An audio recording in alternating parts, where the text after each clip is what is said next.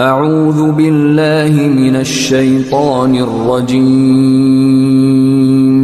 بسم اللہ الرحمن الرحیم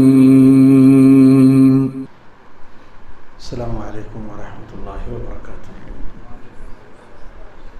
بسم اللہ الرحمن الرحیم، الحمد للہ رب العالمین، وصلی اللہ وسلم علی نبینا محمد وعلی آلہ وصحبہ اجمعین ومن تبعهم بإحسان إلى يوم الدين، أما بعد، أعوذ بالله من الشيطان الرجيم، بسم الله الرحمن الرحيم، يا أيها الذين آمنوا اتقوا الله حق تقاته ولا تموتن إلا وأنتم مسلمون، يا أيها الناس اتقوا ربكم الذي خلقكم من نفس واحدة وخلق منها زوجها وبث منهما رجالا كثيرا ونساء واتقوا الله الذي تساءلون به والأرحام إن الله كان عليكم رقيبا، يا أيها الذين آمنوا اتقوا الله وقولوا قولا سديدا يصلح لكم أعمالكم ويغفر لكم ذنوبكم ومن يطع الله ورسوله فقد فاز فوزا عظيما، أما بعد، فإن أصدق الحديث كتاب الله وخير الهدي هدي محمد صلى الله عليه وسلم وشر الأمور محدثاتها وكل محدثة بدعة وكل بدعة ضلالة وكل ضلالة في النار۔ أعوذ بالله من الشيطان الرجيم، بسم الله الرحمن الرحيم، قل هذه سبيلي أدعو إلى الله على بصيرة أنا ومن اتبعني وسبحان الله وما أنا من المشركين۔ معزز شرکاء مجلس، دینی اور ملی بھائیوں،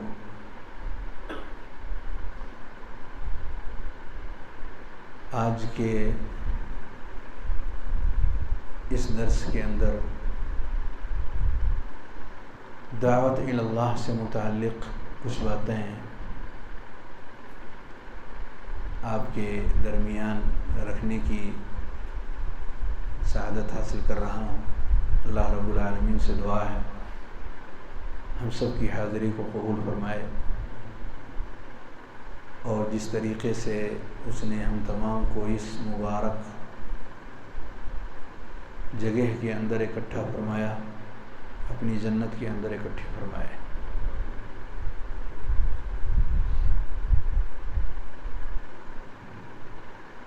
مقدمے برنامج نے تعارف کے لیے کہا ہے، تعارف نام کے ذریعے سے ہو چکا ہے۔ عبید الرحمن بن محمد حنیف، جامعہ سلفیہ مرکزی دارالعلوم بنارس سے عالمیت حاصل کی، اور کلیہ ماجسٹیر اور دکتورہ کی تعلیم جامعہ اسلامیہ مدینہ طیبہ سے، 5 سال تک مرکزی جمعیت اہل حدیث ہند دلی کے اندر بحیثیت ایک مدرس کے المعہد العالی کے اندر رہا، اور 5 سال سے زائد کا عرصہ مرکز الامام البخاری التعلیمی والخیری تلولی ممبئی، مالیگاؤں وہاں سے تقریباً 250 کلومیٹر مشرق میں پڑتا ہے، وہاں پر بحیثیت مدرس کے ہوں۔ اس سے پہلے کہ میں اپنی گفتگو کا آغاز کروں، مناسب خیال کرتا ہوں کہ ایک دوسرے سے ہم قریب ہو جائیں۔ مجالس کے اندر بیٹھنے کے طریقوں میں سے ایک طریقہ یہ ہے کہ پھیل کر بیٹھنے کے بجائے جسمانی اعتبار سے ایک دوسرے سے قریب ہو جائیں، کیونکہ جسم ظاہری عمل ہے جو ہم کر سکتے ہیں، یہ وہ کام ہے جو ہمارے اختیار میں ہے، اور دلوں کے درمیان قربت پیدا کرنا ہماری اختیار میں نہیں ہے۔ اگر ہم ظاہری اور اختیاری عمل اپناتے ہیں، امید کرتے ہیں رب کریم کی ذات سے کہ وہ کام جو ہمارے اختیار سے باہر ہے وہ ہمارے لیے آسان کر دے۔ جیسے اس نے ہمارے جسموں کو ایک دوسرے سے قریب کیا، ایسے ہی ہمارے دلوں کو بھی ایک دوسرے سے قریب کر دے۔ شیخ محترم نے ایک حدیث بھی پڑھی ہے، الارواح جنود مجندہ، لشکر کی مانند ہے یہ ارواح۔ ہمارے جسموں کے اندر روح بھی ہے، اور اس کی شکل کیا ہے، اس کی خصوصیت کیا ہے، خود نبی کریم صلی اللہ علیہ وسلم نے حدیث کے آخر میں ذکر فرمایا، ما تعارف منها تلف۔ جب یہ روحیں ایک دوسرے کو پہچان لیتی ہیں تو ان سے قریب ہو جاتی ہیں، جو موافق ہوتی ہیں اس سے قریب ہوتی ہیں۔ وما تناکر منها اختلف، اور جو ایک دوسرے سے موافقت نہیں رکھتی ہیں تو اس سے الگ ہو جاتی ہیں۔ روحوں کے اندر کیا ہے وہ جسموں سے پتہ چلتا ہے۔ کیا ہم گانے اور باجے کو پسند کرتے ہیں تو ایسے ہی لوگوں سے ہماری قربت ہوگی، ہماری روح ایسے لوگوں کو دیکھ کر خوشی محسوس کرے گی۔ کیا ہمیں قرآن مجید کی تلاوت پسند ہے؟ قرآن کی آیات سن کر ہم خوش ہوتے ہیں، طبیعت میں سکون اور اطمینان کی لہر اٹھتی ہے، تو قرآن پڑھنے والے لوگوں کے قریب بیٹھنے کی طبیعت چاہے گی۔ قربت ایسے لوگوں سے ہماری ممکن ہے جو ہماری روح کی چاہت ہو، ہمارے دل کی چاہت ہو۔ دل کی چاہت کو کوئی شخص نہیں جان سکتا سوائے اس شخص کے جس کے اندر وہ دل ہے، لیکن اس کے اٹھنے اور بیٹھنے سے اس کی دل کی چاہتوں کا اندازہ کیا جا سکتا ہے، اس کے اٹھک بیٹھک سے، اس کے اختیار سے یہ اندازہ کیا جا سکتا ہے اس کی پسند کیا ہے، اس کی ناپسند کیا ہے، کس کے پاس بیٹھتے ہیں، کس کے پاس اٹھتے ہیں، کون سی جگہیں پسند ہیں اور کون سے اوقات ان کو پسند ہیں۔ مساجد میں آنا پسند ہے یا مارکیٹوں کے اندر گھومنا اور ٹہلنا؟ قرآن کے ساتھ وقت زیادہ بتانا پسند آتا ہے یا دنیاوی مشاغل اور موبائل اور انٹرنیٹ اور اس طرح کی دنیا کے اندر اپنے اوقات کو صرف کرنا کیا پسند ہے؟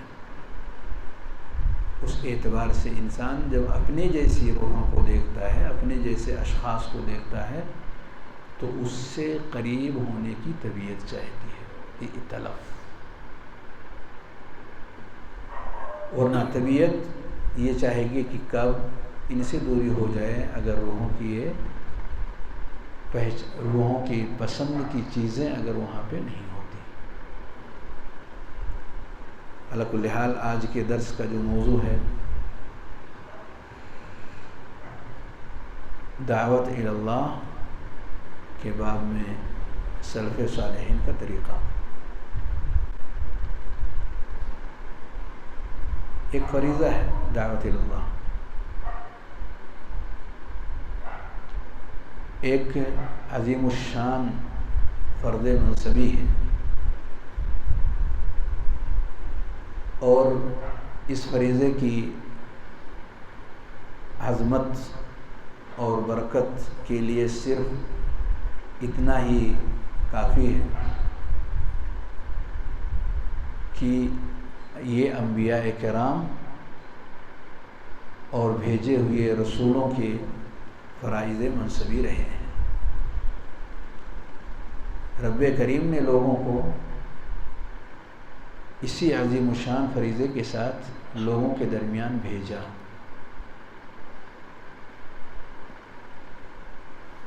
اور ہر ایک کو یہ ذمہ داری دیا کہ یہ پیغام جو ہمارا پیغام ہے لوگوں تک پہنچاؤ۔ رب کے اس عظیم الشان پیغام کو لوگوں تک پہنچایا جائے۔ انبیاء علیہم السلام نے آگے بڑھ کر کے اس فریضے کو اپنی وسعت، اپنی پہنچ بھر، بلا کسی کمی اور کوتاہی انہوں نے انجام دینے کی بھرپور کوششیں کی۔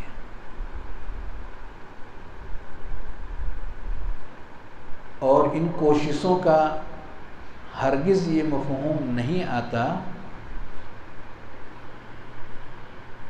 کہ ان کے فالوور کتنے ہیں۔ یعنی اگر آپ کسی کی دعوت کو صحیح اور درست مانتے اور جانتے ہیں تو اس بات سے کنفرم ہوگا کہ ان کے ماننے والے کتنے ہیں۔ زیادہ لوگ ہیں تو اس میں کوئی شبہ نہیں کہ وہ برحقی ہوں گے، کم لوگ ہیں یعنی کوئی مطلب نہیں ہے ان کی دعوت میں، کوئی جان نہیں ہے ان کی دعوت میں، ورنہ لوگ ان سے بھاگ کیوں رہے ہیں، دور کیوں ہو رہے ہیں۔ ایسا لوگ سوچ سکتے ہیں، ایسا ہمارے ذہن و دماغ میں باتیں آ سکتی ہیں، لیکن یہ معیار نہیں ہے۔ دعوت حقہ کے پہچاننے کا یہ معیار نہیں ہے کہ آیا یہ سچی دعوت ہے، صحیح دعوت ہے، اصولوں پر مبنی دعوت ہے، یا اس سے ہٹ کر کے ہے۔ یہ معیار صحیح اور درست نہیں۔ ایک مشہور روایت کے اندر پیارے نبی صلی اللہ علیہ وآلہ وسلم نے ذکر فرمایا، یأتی النبی معہ الرہط او الرحیق، رب کریم کے سامنے حاضر ہوں گے انبیاء اور ان کے ساتھ ایک جماعت ہوگی، یعنی ان کے پیچھے ان کے ماننے والے ہوں گے، الرہط تعداد ہوگی۔ وَيَأْتِ النَّبِيُّ وَمَعَهُ الرَّجُلُ وَالرَّجُلَانِ، اور ایسے بھی انبیاء ہوں گے کہ ان کے پیچھے ان کے ماننے والوں میں ایک اور دو لوگ ہوں گے، الرجل والرجلان، مختصر، یعنی کچھ انبیاء ایسے جن کے پیچھے ایک جماعت ہے، اور کچھ انبیاء ایسے کہ ان کے پیچھے مختصر سی تعداد ہے۔ نبی کریم صلی اللہ علیہ وسلم نے ایک اور دو کا نام لیا کہ ان کے پیچھے ایک اور دو لوگ، یعنی بہت تھوڑے سے ہوں گے، چند لوگ ہوں گے۔ وَيَأْتِ النَّبِيُّ وَلَيْسَ مَعَهُ أَحَدٌ، ایسے بھی انبیاء رب کریم کے حضور آئیں گے کہ ان کے پیچھے کوئی نہیں ہوگا۔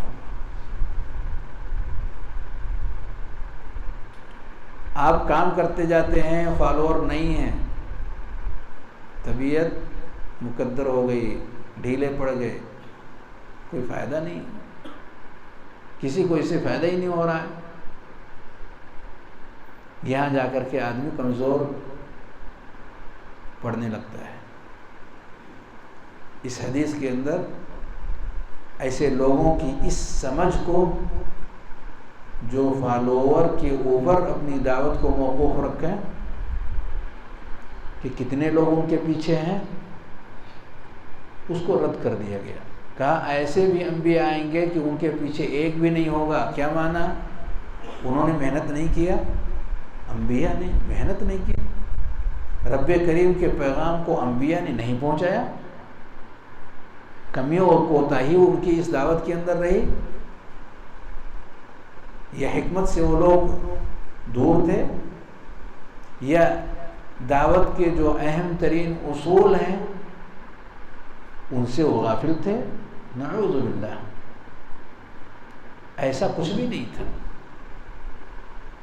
وہ سارے اصولوں کے پابند اور پوری کوشش اور محنت کے ساتھ، جانفشانی کے ساتھ، خیر خواہی کے ساتھ، چاہت اور ارمانوں کے ساتھ وہ لگے رہے، ڈٹے رہے، مرتے دم تک یہ سلسلہ جاری رہا۔ اسی لیے رب کریم نے ان کو پسند کیا، ان کو چنا لوگوں کے بیچ میں سے، اچھے اور سچے لوگوں کے بیچ سے انہیں رب کریم نے چنا اس عظیم الشان کام کے لیے۔ اس کے باوجود بھی اس قوم میں ایک بھی شخص نہیں جس کے سمجھ میں وہ بات آ سکے، ایک بھی شخص نہیں ہے کمانا، اس کے گھر کے افراد بھی اس کی بات نہیں مانتے، یعنی ماں، باپ، بھائی، بہن،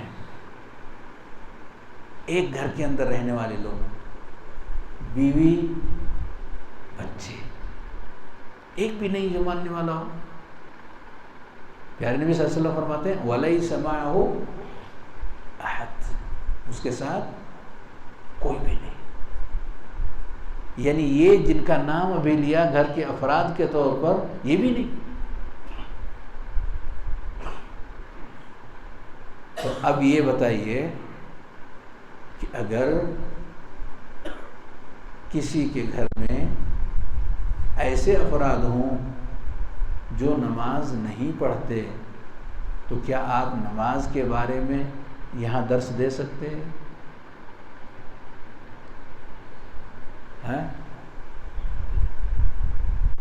جی ہاں، کھڑے ہو، درس دے سکتے ہیں؟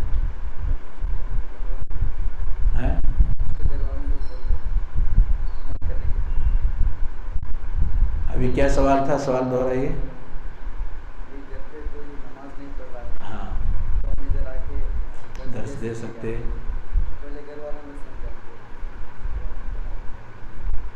جب تک گھر والے نہیں مانیں گے ادھر درس نہیں دیں گے، ایسے بیٹھے۔ اور ادھر سے کوئی؟ جی آپ بتائیں۔ جی پیچھے نہیں، ہاں پھر، ہاں کھڑے ہو جائے، کھڑے ہو۔ کیا کرنا چاہیے؟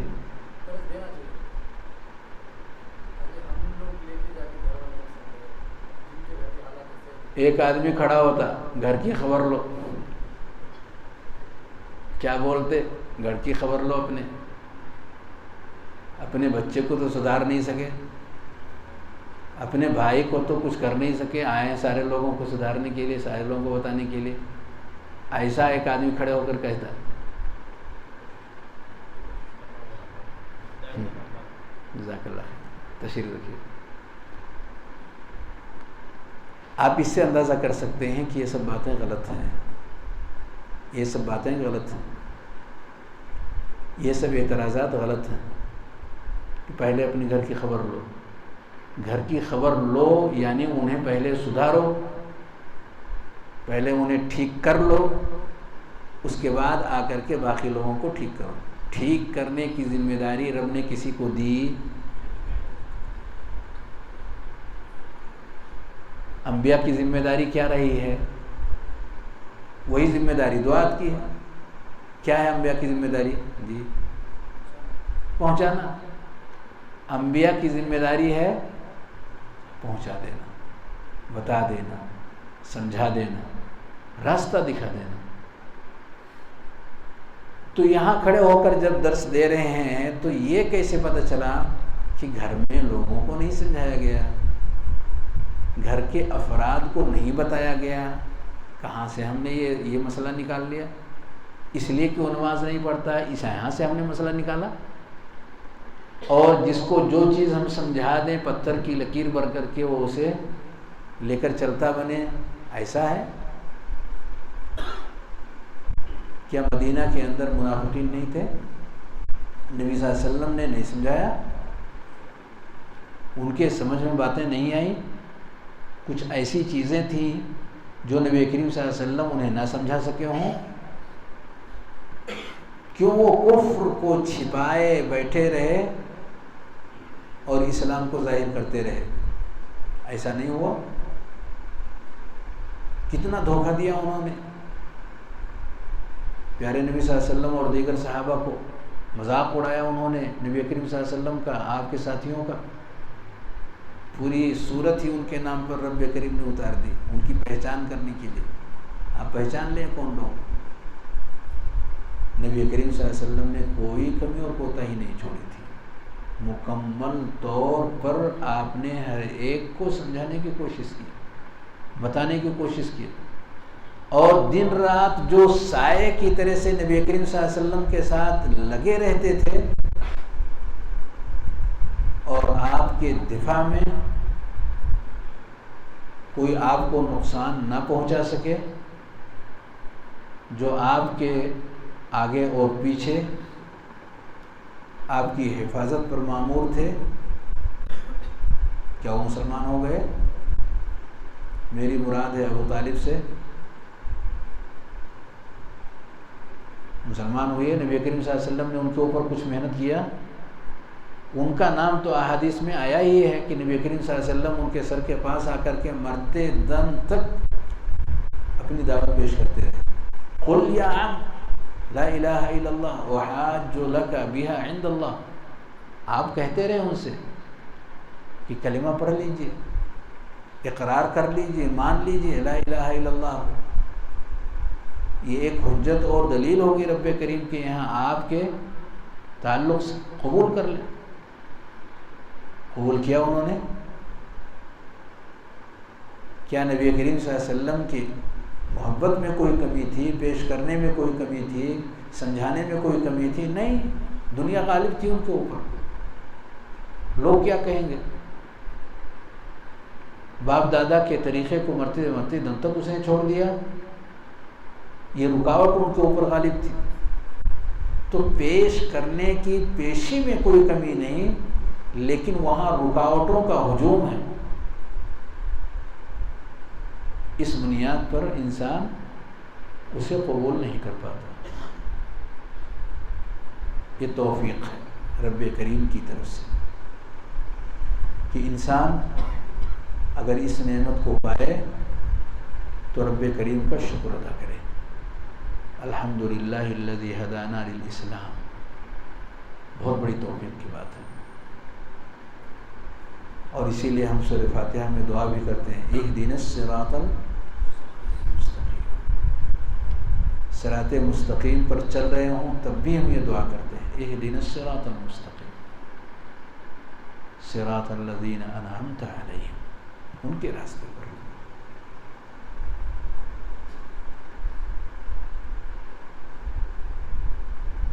نبی کریم صلی اللہ علیہ وسلم اور دیگر انبیاء نے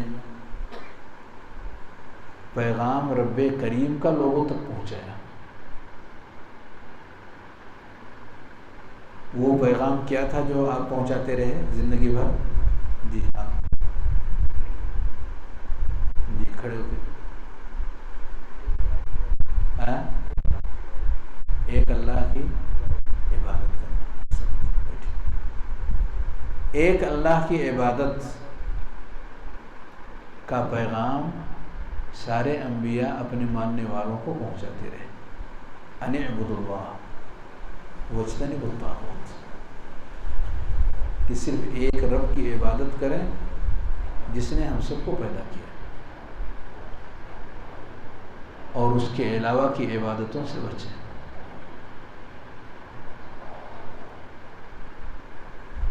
یہ سارے انبیاء کی دعوت یہیں سے شروع ہوتی ہے. اللہ رب العالمین کی عبادت اور بندگی اسی کے لیے خاص کی جائے.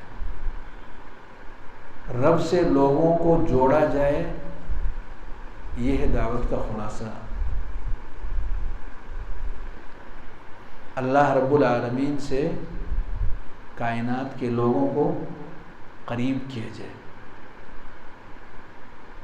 یہ ہے انبیاء کی دعوت. لوگ دور ہوتے جا رہے ہیں، انہیں رب کریم سے نزدیک کر دیا جائے. نزدیک کرنے کی شکلیں الگ الگ ہو سکتی ہیں، اس کے طریقے الگ الگ ہو سکتے ہیں. مقصود کیا ہے کہ اللہ رب العالمین سے لوگوں کو واقف کرایا جائے، اس کی پہچان کرائی جائے، اس کی نعمتوں کا ان کے سامنے تذکرہ کیا جائے. اور اللہ رب العالمین کی طرف سے جو انعام و اکرام ہم تمام انسانوں کے لیے ہے، وہ چیزیں بار بار لائی جائیں. کیا ہوگا اس سے؟ هل جزاء الاحسان الا الاحسان. جب ہم دیکھیں گے کہ اللہ رب العالمین کی طرف سے انعام و اکرام کی برکھا برس رہی ہے ہمارے اوپر، تو محسن کے ساتھ احسان کرنے کی انسان سوچتا ہے، خیر کرنے کی سوچتا ہے اگر کسی نے اس کے ساتھ خیر کیا، شر نہیں سوچتا. کوئی آپ کے ساتھ اگر خیر کر دے، آپ کا ہیلپ کر دے، آپ کے مسائل کو ڈیل کر دے، آپ کے ضروری اخراجات میں آپ کا تعاون کر لے، ہاتھ بٹا لے، آپ کو کیا لگے گا؟ وہ آپ کا دوست ہے یا دشمن؟ اپنا ہے وہ، جو ہر مشکل موقع پر آپ کا ہیلپ کرنے کے لیے کھڑا ہوتا. وہ کبھی پلٹ کر کے آپ سے سوال نہیں کرتا، وہ صرف یہ جاننا چاہتا ہے کہ ہم آپ کے لیے کیا کر سکتے ہیں. ایسا انسان جو لوگوں کے کام آتا ہو، ان کے دکھ درد میں ان کے کام آتا ہو، ان کی مصیبتوں کو دور کرنے کے لیے اپنی انرجی کو جمع کرتا ہو، بہت عظیم انسان. پیارے نبی صلی اللہ علیہ وسلم ایسا ہی کرتے تھے. کلا واللہ انک لتصل الرحم تصدق الحدیث. آپ کو رب کریم کبھی ضائع نہیں کرے گا، کبھی برباد نہیں کرے گا، آپ ڈریے نہیں. آپ تو وہ سجن انسان ہیں، وہ اچھے انسان ہیں جو اچھی بات بولتے ہیں، سچی بات بولتے ہیں، اچھے کام کرتے ہیں، لوگوں کے کام آتے ہیں، مصیبت زدہ کی مصیبت کو دور کرنے کے لیے کوششیں کرتے ہیں، ان کے اوپر آئی ہوئی پریشانیوں کو دور کرنے کے لیے ہمت جٹاتے ہیں. آپ تو وہ بڑے انسان ہیں کہ جو انسان دوسروں کے کام آ رہا ہو اس کو اللہ رب العالمین ضائع کرے گا؟ ایسا نہیں ہو سکتا. ایسا حضرت خدیجہ رضی اللہ تعالی عنہ پیارے نبی صلی اللہ علیہ وسلم سے فرماتی ہیں. تو اگر ایک انسان کے تئیں ہمارا یہ سلوک ہے، ہماری یہ سوچ ہے، تو رب کریم جو سراپا رحمان الرحیم ہے، جو منعم حقیقی ہے، ساری کائنات جس نے ہمیں عطا فرمائی، تو اس کے تعلق سے ہے ظاہر سی بات ہے کہ ہماری سوچ اور ہمارا انداز اس سے بھی کہیں زیادہ والہانہ ہوگا. کہیں زیادہ اس سے ہم اللہ رب العالمین سے محبت کرنے والے بن. والذین آمنوا اشد حبا للہ، والذین آمنوا اشد حبا للہ. کیونکہ اہل ایمان نے پہچان لیا کہ کون ہے جو ہمارے دکھ درد میں ہمارے کام آنے والا ہے. باقی تو سب کے سب محتاج ہیں، لیکن اگر غنی مطلق کوئی ہے جو ہر ایک کے کام آ سکتا ہو، جس کے یہاں کسی چیز کی کوئی کمی نہ ہو، جو ہر ایک کے اندر اور باہر کی چیزوں کو اچھی طریقے سے جانتا ہو، کس چیز کی کمی ہے، کیا مسائل ہیں درپیش ہیں، اور کیا آئندہ اس کی زندگی میں مشکلات آنے والے ہیں، جو ہر چیز کو جانتا ہو، اس سے بڑھ کر کے کون ہے جس کی طرف ہمیں پلٹنا چاہیے. یہی ہے انبیاء کی دعوت، یہی ہے انبیاء کی دعوت کہ رب کریم سے لوگوں کو جوڑ دیا جائے. اللہ رب العالمین کی نشانیوں کو ذکر کر کے، اس کی عظیم مخلوقات کے تذکیر کے راستے سے، اور جو کچھ بھی ہمارے اور آپ کے درمیان طرح طرح کی نعمتیں پھیلی ہوئی ہیں، ان نعمتوں کی تذکیر کے حوالے سے ہم یاد دلاتے رہیں اور اللہ رب العالمین سے ان کو قریب کریں. جس نے یہ سب کچھ دیا وہی اس لائق ہے کہ اس کی عبادت اور بندگی کی جائے. وہی ہے جو صرف دیتا ہے، جس کو ہم داتا کہتے ہیں، وہی داتا ہے، وہی دینے والا ہے. اسی کی طرف سے سارا انعام و اکرام ہے. ہمیں جھک جانا چاہیے، سراپا اس کے سامنے تعظیم کے ساتھ، محبت کے ساتھ اپنائیت کے ساتھ، شوق کے ساتھ اللہ رب العالمین کے حضور ہمیں سر تسلیم خم کر دینا چاہیے۔ یہ ہے وہ پیاری سی دعوت جو انبیاء کرام علیہ السلام اور ان کے راستے پر چلنے والے اپنے ماننے والوں کو دیتے رہے، امت کے درمیان پیش کرتے رہے۔ وَلْتَكُن مِّنكُمْ أُمَّةٌ يَدْعُونَ إِلَى الْخَيْرِ وَيَأْمُرُونَ بِالْمَعْرُوفِ وَيَنْهَوْنَ عَنِ الْمُنكَرِ۔ یہ کون لوگ ہیں؟ انبیاء کے راستے پر چلنے والے لوگ ہیں۔ ایسا رب کریم چاہتا ہے کہ امت میں ایسے لوگ رہیں جو انبیاء کی دعوت کو لوگوں کے درمیان پیش کرتے رہیں، سلسلے دعوت جاری رہے، بند نہ رہے، خیر کی چیزوں کو پیک کر کے نہ رکھا جائے، بلکہ اس میں اوروں کو شریک کرنے کا جذبہ ہمارے اندر کھلا ہوا رہے۔ یعنی یہ وہ چیز نہیں ہے کہ جیسے کوئی شخص ایگزام میں پہنچے، سوالات آئے ہوئے ہیں، جوابات ہم نے لکھ دیے، بات ختم ہو گئی۔ اس کا تعلق زندگی سے ہے۔ ہماری زندگی کے اندر، ہمارے خون کے اندر، ہمارے رگ رگ کے اندر یہ بات بیٹھی ہوئی ہو کہ جس عظیم الشان نعمت سے اللہ نے ہمیں سرفراز کیا ہے، اس عظیم الشان نعمت کا حقدار ہمارا یہ بھائی بھی ہے،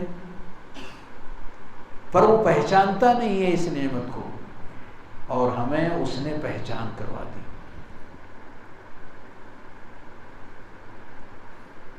رب کریم نے ہمیں اس کی پہچان کروا دی۔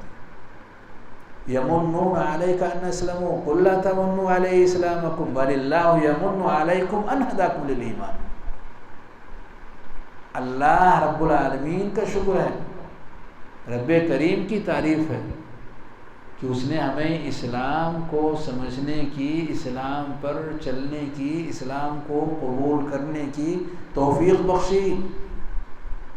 یہ رب کا کرم ہے، یہ رب کا احسان ہے، احسان عظیم ہے کہ ایسی عظیم الشان نعمت اس نے ہمیں دیا جس کو اسلام کہا جاتا ہے، سیدھا راستہ جو جنت کی طرف لے جانے والا ہے، ہمیشہ ہمیشہ کی زندگی کو کامیاب بنانے والا جو راستہ ہے، اس کی ہمیں توفیق دے دیا۔ کتنی عظیم الشان نعمت ہے۔ کیسے ہم سے یہ صبر ہوگا کہ ہم اپنے بھائی کو، اپنی بہن کو، ماں کو، والد کو، دیگر قریبی رشتہ داروں کو، کیسے ہم اس میں شریک نہ کریں؟ ہم پھل لے کے آتے ہیں تو سارے لوگوں کے درمیان ہم اس میں شریک کرتے ہیں۔ ہم کھانا بناتے ہیں، سارے لوگوں کو اس میں شریک کرتے ہیں۔ ہم نہیں چاہتے ہیں کوئی بھوکا رہے، جو کہ جسم کی غذا ہے، تو روح کی غذا جس پر کی نجات ہے، ہمیشہ ہمیشہ کی کامیابی جس کے ساتھ جڑی ہوئی ہے، اس کو ہم اس میں ہم لوگوں کو شریک کیوں نہ کریں؟ ہماری دلی آرزو یہ کیوں نہ بنے؟ ہمارے دل کا ایک بہت بڑا ٹارگٹ اور مقصد یہ کیوں نہ بنے؟ لیکن لوگ توجہ نہیں دیتے، ہم بولتے رہتے ہیں، وہ غصے ہوتے رہتے ہیں، لگتا ہی نہیں ہے کہ انہیں اس کی کوئی تڑپ ہے، ان کو نہیں فکر ہے تو ہم کو کیا فکر ہے؟ نماز کے لیے ہم بولتے ہیں، وہ ناراض ہوتے ہیں، کسی اور خیر کے کام کے لیے بولتے ہیں تو لوگوں کی طرف سے ایسا اور ویسا معاملہ ہوتا ہے، اور پھر آہستہ آہستہ ہم ڈھیلے پڑ جاتے ہیں۔ اس طرح کی صورتحال ہمارے سامنے آتی ہے اور ہم کمزور پڑنے لگتے ہیں، بھول جاتے ہیں پیارے نبی صلی اللہ علیہ وسلم کو لوگوں نے انتہا درجے کی تکلیف دیا، مارا بھی، اسی کام کے لیے، اسی کام کی وجہ سے مارا لوگوں نے، اور لہو لہان آپ کو کر دیا، پتھروں سے مارا، جسموں کو چھلنی کر دیا، خون بھی جسموں سے بہنے لگے۔ ظاہر سی بات ہے، پتھر پڑیں گے تو جسم سے خون نکلیں گے۔ پتھر اس قدر کھائے کہ آپ پر غشی یعنی بے ہوشی طاری ہوگی، بے ہوش ہوگی. ظاہر سی بات ہے چوٹ جب زیادہ لگے گی، ناقابل برداشت چوٹ جب آتی ہے تو انسان کے ہوش اڑ جاتے ہیں. پیارے نبی صلی اللہ علیہ وسلم بے ہوش ہو گئے. تو ہوش میں آنے کے بعد رب کریم کی طرف سے کچھ فرشتے آئے، انہوں نے کچھ پیش کیا. جبرائیل علیہ السلام کی معیت میں ملک الجبال موجود ہیں. آپ حکم دیجیے. ملک الجبال موجود ہیں. رب نے جبال کو ان کے تابع کیا ہوا ہے، سارے پہاڑوں کو. حکم دیجیے، یعنی سارے لوگوں کو اسی میں جنہوں نے آپ کو تکلیف دی ہے. ظاہر سی بات ہے انسان کو جب چوٹ لگتی ہے تو وہ بدلے کی سوچتا ہے، خون جل جاتا ہے، خون میں ابال آنے لگتا ہے. ابال کس طرف جاتا ہے؟ اوپر کی طرف، نیچے کی طرف.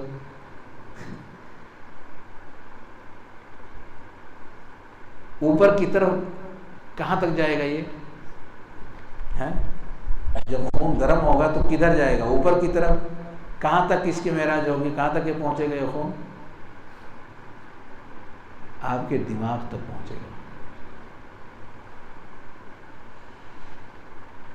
جتنے زیادہ اس میں ابال لائیں گے اتنے ہی زیادہ وہ اوپر کی طرف جائے گا. آگ جلا کر کے دیکھیں کتنا ابال کھاتا ہے وہ. جو کچھ بھی ڈالیں گے سب اوپر آ جائے گا. تو اوپر آ کر کے اس پر چھا جاتا ہے.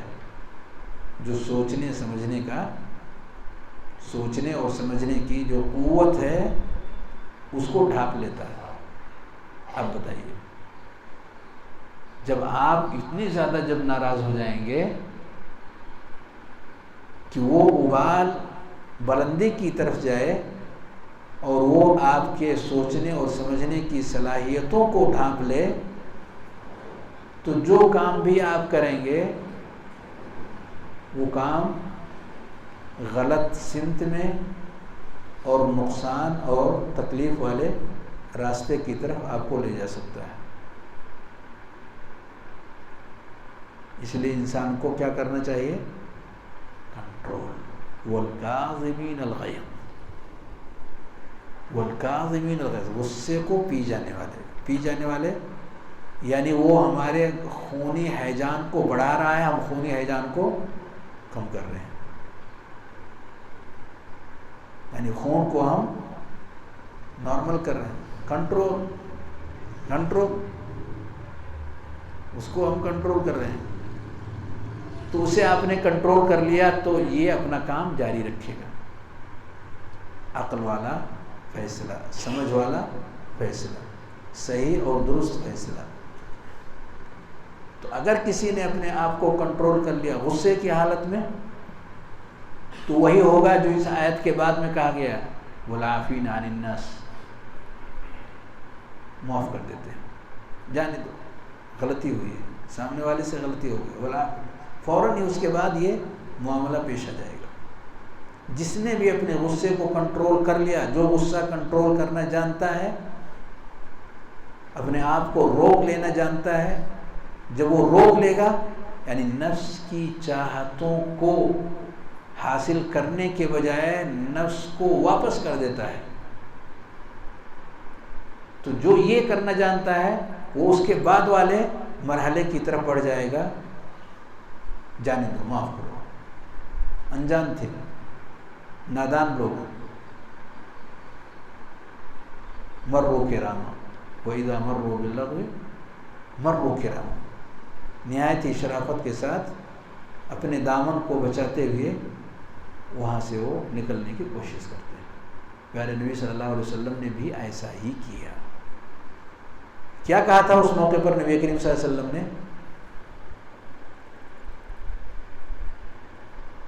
جب فرشتوں نے یہ پیشکش کیا تو نبی کریم صلی اللہ علیہ وسلم نے اس وقت ان سے کیا کہا؟ کچھ اشارہ کر سکتے ہیں؟ جی، اللہ ان کو ہدایت دے. زبردست. اور کچھ کہا؟ ہاں احسنت احسنت احسنت. اگر یہ نہیں ہدایت لاتے ہیں تو مجھے امید ہے بل ارجو، نبی کریم صلی اللہ علیہ وسلم فرماتے ہیں بل ارجو ان یخرج اللہ من اصلابہم من یعبد اللہ وحدہ لا یشرک بہ شیئا. مجھے امید ہے رب کی ذات سے. یہ جذبہ دیکھیں، داعی کا جذبہ دیکھیں، سچا داعی، سچا داعی جس کے دل کی آواز ہو، جس کے خون میں رچ بس جائے لوگوں کی محبت اور اپنائیت، جس کے خون کے اندر گھل مل جائے اس کے یہ جذبات. کون سے جذبات؟ کہ یہ عظیم الشان نعمت ہمارے اس بھائی کو بھی ملنی چاہیے، اس میں اوروں کو بھی شریک ہونا چاہیے. یہ جذبہ ہمارے خون کے ساتھ ساتھ چل رہا ہو، جسم کے ہر حصے کی وہ آواز ہو. پیارے نبی صلی اللہ علیہ وسلم نے اسی کی ترجمانی فرمائی. مار کھانے کے بعد یہ تعصب، اور خاص طور سے وہ طاقتور ہو، اور اتنا بڑا طاقتور ہو کہ ان کو منٹوں میں سب کو تہس نہس کر دے، اس وقت غصے کا بہت عجیب عالم ہوگا. اگر کسی کے پاس ایسا پاور مل جائے، کسی کو نہیں چھوڑیں گے، ایک طرف سے سب یہ سب مردود ہیں. اس طرح کی باتیں ہمارے ذہن و دماغ پر چھا جاتی ہیں. یہ کفار لوگ تھے، مسلمان تو نہیں تھے نا. کیا کفر سے بڑا دنیا کے اندر اور کوئی گناہ ہو سکتا؟ نہیں. ایسے گنہگاروں کے بیچ میں نبی کریم صلی اللہ علیہ وسلم ایسا خواب دیکھ رہے ہیں. اب اگر اس نے نماز نہیں پڑھی ہے یا نہیں پڑھ رہا ہے، قرآن نہیں پڑھ رہا ہے، تو آپ اتنے باولے کیوں ہو رہے ہیں اس بچے کے پیچھے؟ پیار اور محبت کے ساتھ آپ کا رشتہ اس کے ساتھ قائم کیوں نہیں ہو سکتا؟ ممکن ہے آپ کے حکیمانہ اس اسلوب سے، اخلاق کریمانہ کے اس انداز سے وہ متاثر ہو کر کے دل اپنا ہار جائے اور آپ کی باتیں اس کے دل و دماغ کے اندر بسنے لگیں. ایسا نہیں ہو سکتا. جب تک آپ ڈنڈے نہیں برسائیں گے کام نہیں بنے گا. جب تک آپ سزائیں نہیں دیں گے اس وقت تک وہ صحیح راستے پہ نہیں آ سکے گا. لازم ہے ایسا کرنا.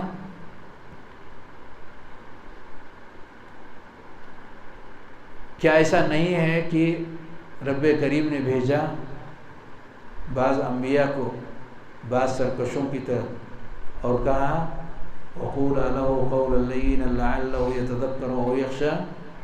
کس کو بھیجا؟ کس کی طرف؟ کھڑے ہو کے تاکہ سارے لوگ سن لیں. موسیٰ علیہ السلام. اس میں کہا آپ دونوں لوگ اچھی بات، نرم بات بولیں. تو کون تھے موسیٰ علیہ السلام کے ساتھ؟ حسن ہارون علیہ السلام. موسیٰ علیہ السلام اور ان کے بھائی ہارون علیہ السلام، ان دونوں کو رب کریم نے کہا جاؤ فرعون کی طرف، جاؤ فرعون کی طرف جاؤ.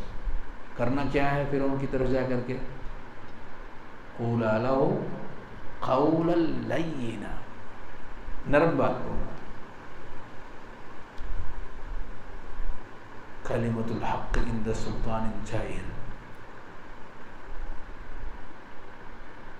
افضل الجہاد کلمۃ حق عند سلطان جائر. ظالم بادشاہ کی آنکھوں میں آنکھیں ڈال کے حق بات بول دینا. دونوں کو اکٹھا کر کے دیکھیے. یہ کبھی سنا نہیں آپ نے؟ کلمۃ حق عند سلطان جائر. افضل جہاد حق بات کا جابر و ظالم بادشاہ کے سامنے پیش کر دینا. سنا نا اس کو؟ اس انداز میں اس حدیث کو پیش کی جاتی ہے کہ جیسے کوئی حق بات کہنی ہو کسی ظالم بادشاہ کے سامنے تو ڈانٹ ڈانٹ کر کے اور زور زبردستی کے ساتھ اس کے سامنے وہ باتیں پیش کرنی چاہیے، تو وہ افضل جہاد ہوگا۔ ایسا لوگوں کا تصور ہے، ایسا لوگوں کی سوچ ہے۔ جبکہ آیت کریمہ کیا کہہ رہی ہے کہ ظالم بادشاہ ہے، وہ سرکشی کی انتہا کو پہنچ چکا ہے، ساری حدوں کو وہ پار کر چکا ہے۔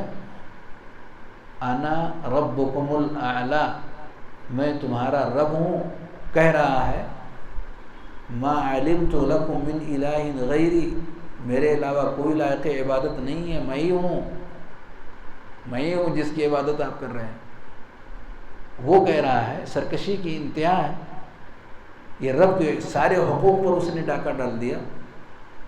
لوگوں کو یقتل ابناءہم ویستحیی نساءہم، قتل کر رہا ہے بے دریغ، سارے لوگوں کو ایک طرف سے تہ تیغ کرتا جا رہا ہے۔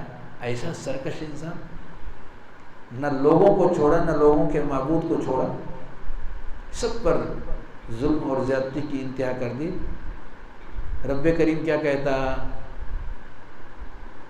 اس کے پاس جا رہے، نرمی سے بات کرنا، نرمی سے بات کرنا۔ کیوں نرمی سے بات کرنا؟ کہ حق اتنا ذلیل اور رسوا ہے حق کہ میاؤں میاؤں کر کے آپ اپنی بات کو پیش کریں؟ ایسا کچھ لوگ سوچتے ہیں۔ نہیں، حق بات اتنی پرفیکٹ چیز ہے، اتنی اچھی اور سچی چیز ہے کہ اسے بہترین انداز میں پیش کریں آپ۔ دلوں کو موہ لینے والے، دلوں کے اندر گھر کرنے والے طریقے کو آپ اپنا لیں۔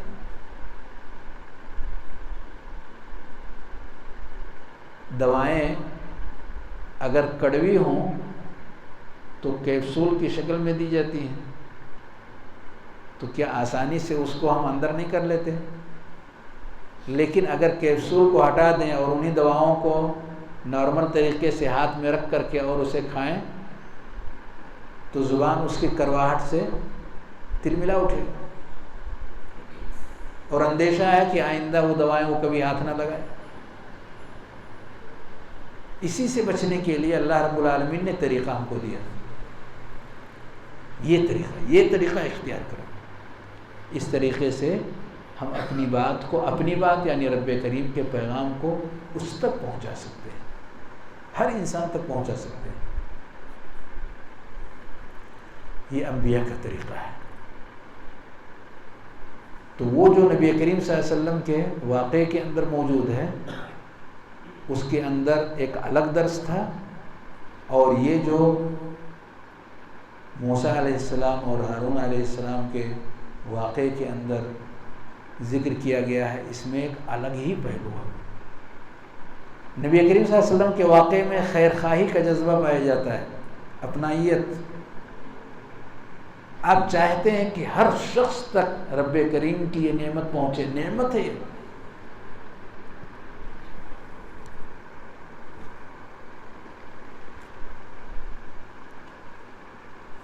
یہ نعمت ہے، عظیم الشان نعمت ہے۔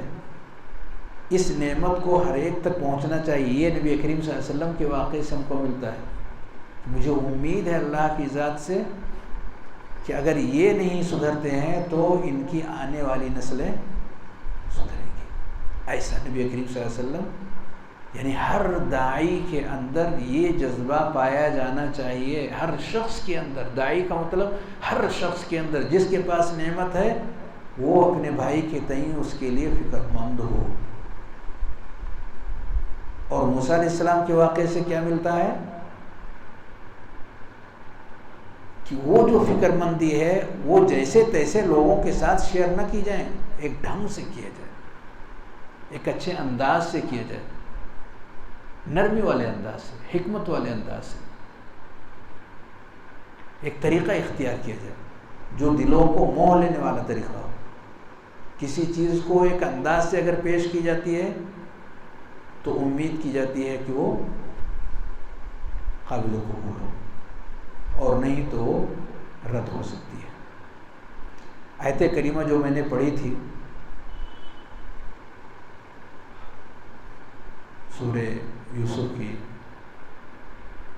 قل ھذہ سبیلی ادعو الی اللہ علی بصیرۃ انا ومن اتبعنی، کہ اللہ کے نبی صلی اللہ علیہ وسلم آپ کہیے لوگوں سے یہ ہے میرا راستہ، میں اللہ کی طرف لوگوں کو بلا رہا ہوں، لیکن بصیرت کے ساتھ بلا رہا ہوں۔ بصیرت علم کو کہتے ہیں، بصیرت علم کو کہتے ہیں، علم کے ساتھ لوگوں کو بلا رہا ہوں، جانکاری کے ساتھ، علم کے ساتھ، میں بھی اور میرے ساتھی بھی، جو بھی میرے راستے پر چل رہا ہے۔ کس چیز کی بصیرت؟ اس پیغام کی بصیرت، پیغام کو ہم اچھی طریقے سے سمجھ رہے ہیں، پیغام کو پیش کرنے کے طریقے کو۔ اب کوئی بھی چیز ہم نہیں پیش کریں گے، وہ پیغام جو رب کریم کی طرف سے ہمیں ملا ہوا اس کو پیغام کہتے ہیں۔ جو اپنا بنایا ہوا ہے وہ رب کریم کا پیغام نہیں ہے۔ بصیرت حاصل کرنا ہے، اس کی جانکاری حاصل کرنی ہے، اعلیٰ بصیرہ، اور اس پیغام کو لوگوں تک کیسے پہنچانا ہے یہ طریقہ بھی ہمیں سیکھنا ہے، اس کی بھی بصیرت حاصل کرنی ہے۔ اور پہلے کیا چیز پیش کرنی ہے، بعد میں کیا چیزیں پیش کرنی ہیں، کس کا مقام اعلیٰ اور عرفہ ہے اور کس کا مقام اس سے نیچے ہے۔ اے معاذ، نبی کریم صلی اللہ علیہ وسلم بھیجتے ہوئے کہتے ہیں انک تأتی قوما اہل کتاب فلیکن اول ما تدعوہم الیہ شہادۃ ان لا الہ الا اللہ۔ سب سے پہلی چیز جو ہم پیش کریں، جس کا سب سے اعلیٰ ترین بنیادی مقام ہو، جس کے بغیر کوئی چیز نہیں ہے، جس کو ٹھیک کیے بغیر کوئی بھی چیز اس پر قائم نہیں ہو سکتی۔ بنیاد کے بغیر بلڈنگیں نہیں بنتی، بنیاد کو مضبوط جیسا ہم کریں گے ہماری بلڈنگ، ہماری عمارت اسی اعتبار سے مضبوط ہوگی۔ نبی کریم صلی اللہ علیہ وسلم نے اسی کی طرف دھیان دیا، فَلْيَكُنْ أَوَّلَ مَا تَدْعُوهُمْ إِلَيْهِ شَهَادَةُ أَن لَا إِلَٰهَ إِلَّا اللَّهُ۔ اسی طریقے سے دعوت پیش کرنے والا شخص اپنے اندر وہ خوبیاں اور وہ چیزیں جو نبی کریم صلی اللہ علیہ وآلہ وسلم نے اپنایا اور اختیار کیا رب کریم کے حکم سے، ہمیں بھی ان باتوں کا خیال کرتے ہوئے ہی آگے بڑھنا ہے۔ مثال کے طور پر کس چیز کو آگے کرنا ہے اور کس چیز کو پیچھے کرنا ہے، امر بالمعروف کرنا ہے، نہی عن المنکر کرنا ہے، کس وقت میں ہمیں یہ کام انجام دینا ہے اور کس وقت میں نہیں انجام دینا ہے، باوجود اس کے کہ وہ امر بالمعروف ہے۔ ضوابط ہیں جو اہل علم نے شریعت کے روشنی میں طے کیے ہیں، وہ ہمیں سمجھنی ہے۔ فرمایا اللہ رب العالمین نے وَلَا تَسُبُّوا الَّذِينَ يَدْعُونَ مِن دُونِ اللَّهِ فَيَسُبُّوا اللَّهَ عَدْوًا بِغَيْرِ عِلْمٍ۔ اللہ کے علاوہ کو جسے پوجتے ہیں لوگ، آپ انہیں برا بھلا مت کہیں، پلٹ کر کے وہ اللہ رب العالمین کو برا بھلا کہیں گے۔ اس طرح کا ریئیکشن ہو سکتا ہے۔ يسألونك عن الخمر والميسر قل فيهما اسم كبير ومنافع للناس۔ شراب اور جوئے کے بارے میں لوگ پوچھتے ہیں، اس میں نفع بھی ہے نقصان بھی ہے، وَإِثْمُهُمَا أَكْبَرُ مِن نَّفْعِهِمَا، نقصان زیادہ ہے فائدہ کم ہے۔ ایسا ضابطہ رب کریم نے ذکر کیا کہ جس کا نقصان زیادہ ہو وہ نہیں کرنا، جس کا فائدہ زیادہ ہو وہ کرنا۔ ایسا موازنہ بھی ہم کو کرنا ہے، دیکھنا ہے، سمجھنا ہے چیز کو، غور کرنا ہے چیز کے بارے میں، اور پھر اس کی روشنی میں اپنی باتوں کو آگے بڑھانی ہے۔ ایسا نہیں کہ کوئی بھی چیز کہیں بھی دھڑلے سے پیش کر دی جائے، کسی بھی انداز میں اس کو لے لیا جائے، ایسا نہیں۔ طریقے ہیں جو بتائے گئے ہیں ہمیں، ان طریقوں کے اعتبار سے اپنی باتوں کو آگے شیئر کرنی ہے۔ اپنا بنایا ہوا کوئی طریقہ نہیں ہے، یہ سارے ہی طریقے کتاب و سنت سلف صالحین سے ماخوذ ہیں، ان سے لیے گئے ہیں۔ جو شخص ان چیزوں کی رعایت کرتا ہے اس کی دعوت مبارک ہوتی ہے، اس کی دعوت اس قابل ہوتی ہے کہ لوگ اس کی پذیرائی کریں، لوگ اس کی طرف توجہ دیں، لوگوں کے دل و دماغ میں وہ باتیں بیٹھیں اور انہیں قبول کر سکیں۔ اسی لیے کہا اللہ نے لعلہ یتذکر او یخشی، ممکن ہے وہ نصیحت حاصل کر سکے، ممکن ہے اللہ کا ڈر اس کے دل و دماغ میں آ سکے اگر یہ راستہ ہم چنتے ہیں، یہ راستہ ہم اپناتے ہیں۔